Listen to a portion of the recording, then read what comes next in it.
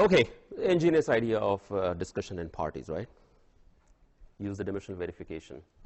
So we've been talking about problem solving, right? And we're talking about dimensions, we're talking about the units, and we already seen a good use of dimensional verification technique. And a third attribute of problem solving is looking at the numbers that you may have computed in a problem or you may have measured experimentally and asking the questions about the quality of the numbers that are reported, right? And here is an example.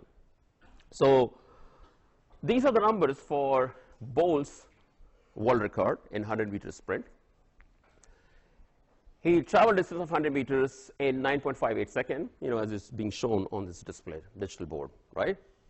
Somebody said, hey, let's find out what is average speed because I want to compare the speed of this with the speed of my car, right?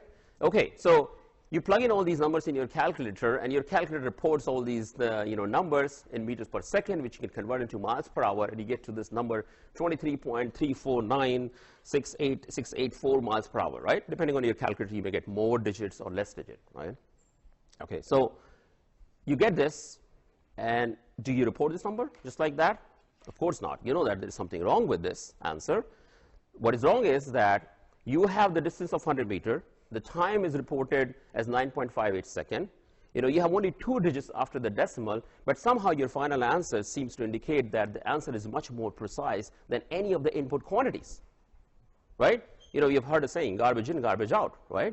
So in this case, it's not exactly garbage what you have in here, but it is limited in quality. The number that are being used in the input are limited in quality, right? What is that limit? Limit is that you have only 2 digits after decimal, and there's 1 digit before the decimal. So altogether, you have only 3 digits in both the numbers for the distance and time.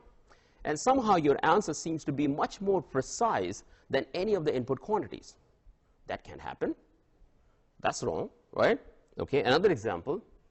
If you're trying to compute, let's say, the force exerted on an object of mass 2.5 kilogram and acceleration is 1.236 meters per second square, you can compute that force using the Newton's second law, multiply the 2 numbers, and you get your answer is 3.09 Newton. And that's the number you get from the calculator. So if you multiply those, you plug in your calculator, you'll get 3.09 Newton, right? So at least the good thing with this is that it is not a very long number like you see over here, but it is still some number. The question is it meaningful to report that answer just because your calculator is spitting it out?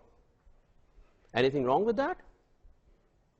Sure, we don't know, right? We need to investigate that. We need to have some sort of logic behind reporting the numbers, right? So these are the questions.